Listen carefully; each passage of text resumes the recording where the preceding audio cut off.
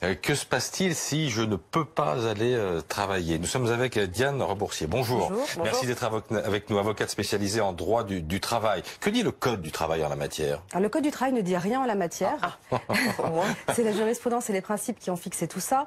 Vous pouvez ne pas aller au travail aujourd'hui sous condition, il y a deux conditions. Déjà, prévenir votre employeur, bien évidemment, et également justifier d'une force majeure, c'est-à-dire un événement irrépressible, imprévisible et insurmontable qui vous empêche d'aller travailler. Là, on est un peu entre les deux, parce que ces chutes de neige sont certes importantes, 5 à 10 cm, mais dans Paris intramuros, il n'y a pas de neige, les voitures, a priori, peuvent à peu près circuler. Qui va trancher s'il y a litige?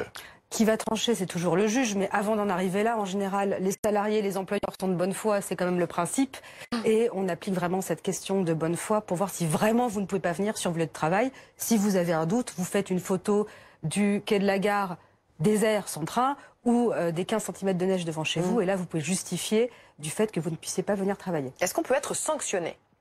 Sauf mauvaise foi, non. Non. Est-ce qu'il faut poser une journée de congé ensuite?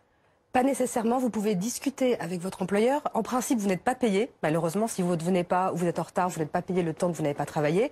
Vous pouvez négocier avec votre employeur de poser un RTT ou des congés. Il y a souvent des litiges en la matière. Jamais.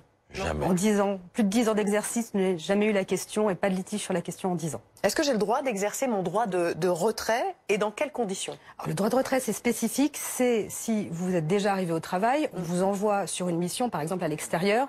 C'est très dangereux pour vous, pour votre santé, pour votre sécurité. Et là, vous pouvez faire jouer votre droit de retrait pour ne pas travailler. Bon, dans le cadre de la réforme du Code du travail, il y a certaines dispositions relatives au télétravail qui ont été assouplies l'année dernière.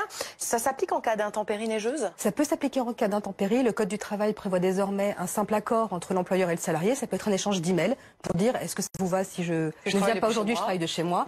Et il faut juste l'accord de votre employeur. Et dans ces cas-là, pas de problème, on est payé. Pas de problème, et là vous êtes Il n'y payé. a pas d'heure à récupérer.